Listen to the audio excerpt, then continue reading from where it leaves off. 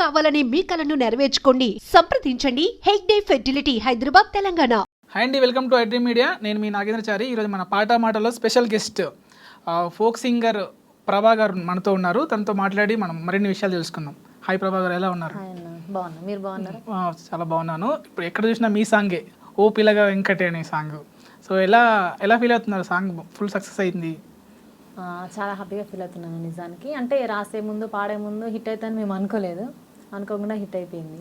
ఇంకా అంటే హిట్ కన్నా వైరల్ అయింది బాగా. ఓకే, పెద్ద పెద్ద సెలబ్రిటీస్ అందరూ కూడా రీల్స్ చేస్తున్నారు. చాలా హ్యాపీ. సో మొత్తం ఇప్పుడు బోనాల సీజన్ కూడా మీదే. అవును. సో ముందుగా మీరు ఇప్పుడు ట్రెండ్ అవుతున్న సాంగ్తో స్టార్ట్ చేద్దాం. ఓకే, ఫోకా బోనాలా? ఫోక్. ఓకే. సితురాల మనసు నాది సిన్నంగా పోతుంటావో, చూడక పోతుంటావో, ఇంట్లో చిన్నదాన్ని నేను సితురాల దాన్ని రో సిన్నెలు చూపిస్తావో, ఓ పిల్లగా వెంకటేష్ చూడక పోతుంటావో, కానక పోతుంటావో, నా పిల్లగా వెంకటేష్ చూడక పోతుంటావో, కానక పోతుంటావో. ఓకే, బాగా పాడుతున్నారు. అంటే మీ గొంతులో ఇంకా సాంగ్ ఇది ఇంకా ఎలివేట్ అయిందని చెప్పొచ్చు జనరల్గా. అయితే ఇందులో లిరిక్స్ కూడా మీరే రాసుకుంటారా? ఈ పాటకు నేనే రాసిన. అయితే ఇందులో ఒక పదం ఉంటుంది, సిన్నలు చూపిస్తావు అనేది. ఏంటి అది సిన్నలు అనేది మీనింగ్? అంటే యాటిట్యూడ్. అంటే ఆ అమ్మాయి అంటే అబ్బాయికి ఇష్టం ఉన్నా కూడా లేనట్టు చూపిస్తున్నావు, లేనట్టు చెప్తున్నావు అన్న అది ఆ పదానికి అర్థం. Okay okay. సో లిరిక్స్ మొత్తం మీరే రాసుకుంటారు. సో ఇది ఓన్లీ ఓపిల వెంకటే కాదు, ఈ బోనాల సాంగ్ కూడా మీవే ఉన్నాయి అన్ని ట్రెండింగ్లో. అవును. సో ఆ పాట కూడా ఒకసారి పాడి. వారం నాడు మంగళవారం నాడు తొలి పొద్దు వడవంగ పచ్చాని పందిట్లో అలికి ముగ్గులేసి అరుగుల్లో కూసోని పేరు పెట్టి విలువంగా, రావు ఎల్లమ్మ రావు రావో రావు రావో, రావు ఎల్లమ్మ రావు రావో రావు రావో. దీంట్లో ఎవరు యాక్ట్ చేశారు? ముగ్గురు. నీతు, క్వీన్, వర్షిని, ప్రార్థిని. జబర్దస్త్ ప్రార్థిని. అంటే మీరు వెళ్తారా, షూట్లోకి వెళ్తారా? అంటే పిలుస్తారు కానీ మామూలుగా ఎందుకు రికార్డింగ్ వరకు ఉంటే సరిపోతుంది. షూట్స్ లో వెళ్ళి మేమేం చేస్తాం? మా షూట్కి మేము వెళ్ళడానికి కష్టం ఉంటుంది పిల్లల్ని తీసుకొని, ఇంకా అక్కడికి పోయి ఏం చేస్తాం? అంటే ఇంతకుముందు యాక్ట్ కూడా చేశారు కదా. యాక్చువల్లీ ఫస్ట్ మీ సాంగ్ సిటా పట్టా సినికోలో, దాంట్లో యాక్టింగ్ చేశారు కదా మీరు. సో ఆ అవకాశం ఎలా వచ్చింది ఫస్ట్ మొదట మీకు? అంటే ఇది సాంగ్స్ పాడతా అని మా ఆయనకు తెలుసు కానీ ఇంత బాగా పాడుతుందని తెలియదు. ఇంకా అవకాశాల కోసం చూస్తున్నప్పుడు ఎవరిస్తారన్న మనకు అవకాశం? సాంగ్స్ నా దగ్గర ఉన్నాయని చెప్తేనే రావడం కష్టం. మా ఆయన ఏం చేసినంటే మ్యూజిక్ మనమే చేయించుకొని ఒక్క సాంగ్ అయినా వినాలి అట్లీస్ట్ అన్ని వాయిస్తో అని చెప్పి సెర్చ్ చేస్తే బచ్చలకుర సురేష్ అన్న నెంబర్ టచ్ వచ్చింది మాకు. అక్కడ నుండి అన్న లేదు సాంగ్స్ బాగున్నాయి, మీకు అదంతా తెలియదు, మ్యూజిక్ పెట్టాలి అదంతా మీకు అర్థం కాదు, చెప్పినా కూడా తెలిసిన ఛానల్ వాళ్ళకి నేను చెప్తా, వాళ్ళు తీసుకుంటే ఓకే, లేదంటే మీరే ప్రొసీడ్ కాదు అని చెప్పాను. అమూల్య స్టూడియోస్ గజ్వేల్ వేణన్నకి చెప్తే అన్న వెంటనే రికార్డ్ చేసిన సాంగ్, 2 సాంగ్స్. అంటే ఎప్పటి నుంచి రాస్తున్నారు మీరు? అంటే ఎప్పటి నుంచి పాడుతున్నారు ఈ సాంగ్స్ మీరు? 2020. అంటే చిన్నప్పుడు నుంచి అంటే ఏ ఏజ్ లో మీకు? చిన్నప్పటి నుండి నేను పాడతా, నాకే తెలియదు. అప్పుడు మామూలుగా స్కూల్లో టీచర్ వాళ్ళు ఉంటారు కదా, దేశభక్తి గీతాలు, జానపద గీతాలు అప్పుడు స్కూల్లో వాడించి అక్కడ నుంచి అట్లా పాడుతుంది అని స్కూల్ మొత్తం తెలిసిపోయింది. తర్వాత ఊరు పక్కన ఊరు అట్లా మొత్తం అందరికి తెలిసిపోయింది. ఏం చదువుకున్నారు మీరు? ఇంటర్ కంప్లీట్ అయింది, డిగ్రీ డిస్కంటిన్యూ. అంటే నేను ఎప్పుడు కాల్ చేసినా అంటే పిల్లల సౌండ్ వచ్చేది, పిల్లలు ఉన్నారన్నా అనేసి చాలా సార్లు అనేవాళ్ళు, వస్తాం అనేసి అన్నారు. అంటే ఇప్పుడు ఆ పిల్లల్ని ఇటు పాటల్ని ఎలా మెయింటైన్ చేస్తున్నారు? ఎలా మెయింటైన్ అంటే ఇప్పుడు మనకి టైం సెట్ చేసుకుంటాం అన్న, ఇంకేముంది. పాప స్కూల్కి వెళ్ళి వచ్చిన తర్వాత ఈ రోజు వీలవుతుంది, ఈ రోజు కాదని చెప్పి ఆమెకి హాలిడే ఉన్నప్పుడు, మా ఆయనకి హాలిడే ఉన్నప్పుడు అన్ని వీలు చేసుకొని ఒకటేసారి వచ్చి ఒకటే రోజు ఒక 3-4 సాంగ్స్ రికార్డింగ్ చేసుకొని వెళ్ళిపోతాం. ఎలా ఉంటుంది ఫ్యామిలీ సపోర్ట్, హస్బెండ్ సపోర్ట్? అయినా మా ఆయననే అన్న, ఆయన లేదు నేను ఇక్కడ ఉన్నా. అసలు ఆయన అంతా సపోర్ట్ చేసి ఇప్పుడు నేను ఇక్కడ వచ్చి ఒక సాంగ్ పాడుతున్నా అన్న, మా పిల్లల్ని కేర్ చేసేది ఆయననే కాబట్టి ఆబ్వియస్గా ఆయన లేకపోతే నేను లేను. ఓకే. సో అంటే మీకు ఇండస్ట్రీలో ఇంకెవరు ఫ్రెండ్స్ ఎవరు ప్రజెంట్? ఇండస్ట్రీలో అంటే నేను ఫోక్ ఇండస్ట్రీలో అంటే ఎక్కువ ఎవరితో ఉంటారు క్లోజ్? ఎవరితో ఉన్నాను, నా పని నేను చేసుకుంటా వెళ్ళిపోతా.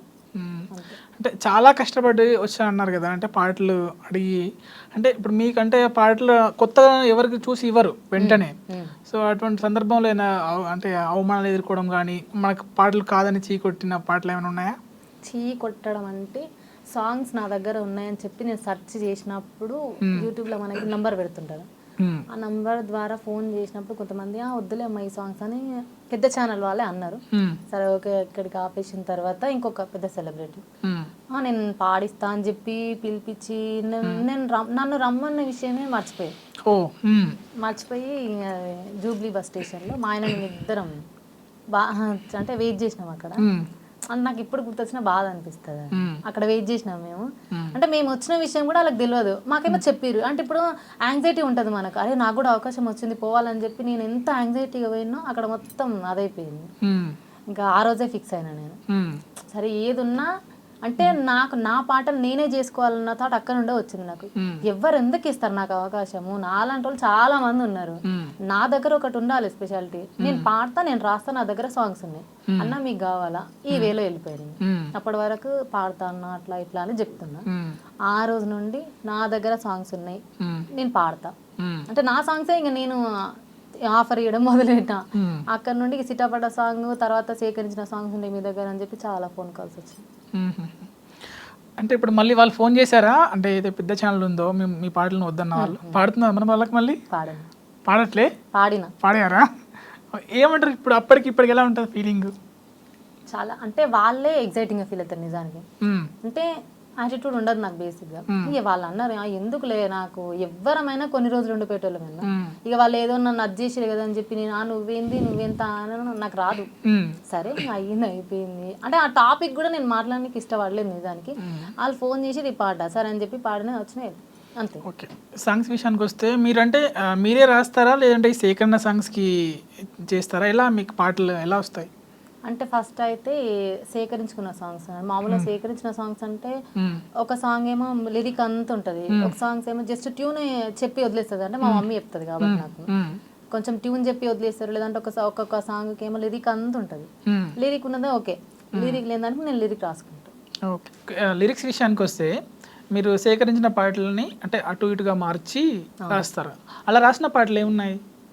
అంటే చాలా ఒక 67 వరకు ఉన్నాయి. అట్లా ఒక పాట చెప్పండి హిట్ అయింది. హిట్ అవ్వడం అంటే అన్ని కావు కదా. ఇప్పుడు ఇది తిందురా వైబుక్కడు సిటాపట్ట సినుకులకి ముందు ఒరిజినల్ ఏముండే లిరిక్స్? ఇదే లిరిక్స్ సేమ్, అంటే కొంచెం డిఫరెంట్ గా మార్చినాం. మీరు మార్చిన చెప్పరా లాస్ట్ లో? అంటే నేనంటే మానుకుంట ప్రసాద్ అన్న, గజ్వెల్ వేనన్న, నేను ఇంకొక అన్న ఉండే, నలుగురం అంటే డిస్కస్ చేసుకొని పాటకు ఒక కాన్సెప్ట్ ఉండాలన్న వేళ అది లాస్ట్ ఉంటది కదా, ఆగం చేయకో బావయ్య నాగం చేయక అనేది, అక్కడ ఒక కన్క్లూజన్ ఉండాలని చెప్పి అదొకటి యాడ్ చేసిన. సో మీ అమ్మగారికి ఫోన్ చేసి మాట్లాడదాం మరి, అంటే ఆమె సేకరణ పాటల ద్వారానే మీరు ఈ స్థాయికి వచ్చారు. దీంట్లో క్రెడిట్ తనకు కూడా ఇవ్వాలి కదా. అవునవును. సో మనం ఒకసారి మాట్లాడదాం లైవ్లో కాల్ చేసి. తను మాట్లాడుతుందో మాట్లాడదాం, కాల్ చేయండి. కాల్ చేసి ఇట్లా రికార్డింగ్ ఉన్నాను అట్లా చెప్తే అస్సలు వాడదు.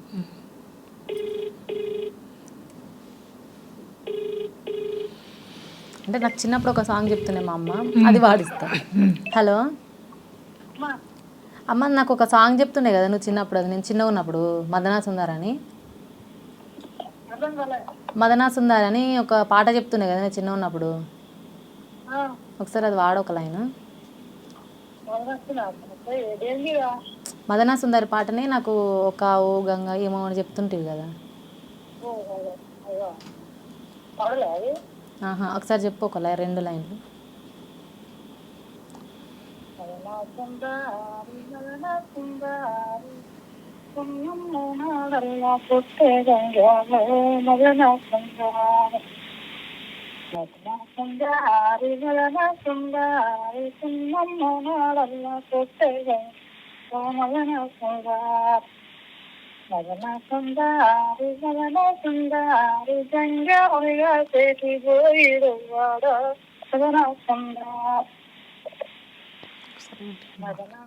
ఒక నిమిషం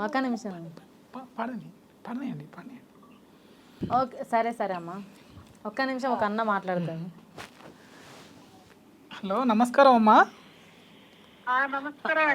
ఇంటర్వ్యూలో ఉన్నారు మీరు, ఇప్పుడు ఇంటర్వ్యూలో మీరు పాట పాడారు. అంటే ఇప్పుడు మీ కూతురు ఈ స్థాయికి రావడానికి మీరే కారణము. ఎంత అంటే మీరు రాసిన పాటలతోనే తను ఇప్పుడు తెలంగాణలో ఫోక్ సాంగ్లో ఇప్పుడు ట్రెండ్ అవుతుంది మీ సాంగ్. ఎలా అనిపిస్తుంది మీకు? అంటే మీ సాంగ్సే కదా, మీ సాంగ్సే తన గొంతు ద్వారా వస్తున్నాయి అన్నీ. అంటే ఇక నా గురించి నేను లేకున్నా నేను చేయకుండా నా బిడ్డ జర మంచిగా అవుతుంది కదా అన్నంత జర హ్యాపీగా ఫీల్ అవుతున్నారు. అంటే మా అమ్మ వాడుతుందని ఎవరికి తెలియదు బేసిక్ గా. ఈరోజు ఆ వాయిస్ బయటకు వస్తుంది. ఇప్పుడు మీ వాయిస్ అంతా చెప్పండి చెప్పండి. నేను చిన్నప్పుడు కొన్ని వాడుకుంటా కానీ బయటికి వెళ్ళలేదు, నేను వాడను ఎక్కువ. ఇప్పుడు ఆ కళ మీ కూతురు నెరవేరుస్తున్నారు. నా వల్ల నా బిడ్డ చేసుకుంటున్నారు. మీరు కూడా వాడండి, మీరు కూడా వాడండి, మీరు కూడా ఇట్లా ఇంటర్వ్యూలు ఇవ్వాలి, మీకు కూడా ఉంది కదా. అవునా? తప్పకుండా మీరు కూడా రావాలి, మళ్ళీ మిమ్మల్ని కూడా ఇంటర్వ్యూ చేస్తాము. పాడతారా మరి పాటలు? అంటే అంత వాస్తలేమండి, ఇప్పుడు ఎంత ఓపిక లేదు. Okay okay, thank you very much అండి, థ్యాంక్ యూ వెరీ మచ్. సరే అండి. సరే సరేమ్మా. సరే పోయిరా మీరు. ఓకే, చాలా తనకు అంటే ఆమెకు తెలియకుండా చెప్తేనే పాడుతుంది, చెప్తే పాడదు. అదే అందుకోసమే నేను కూడా తెలిస్తే పాడదనేసి స్టార్టింగ్లో మీకు డౌట్ వచ్చిన విధంగా పాడమని అడిగాను.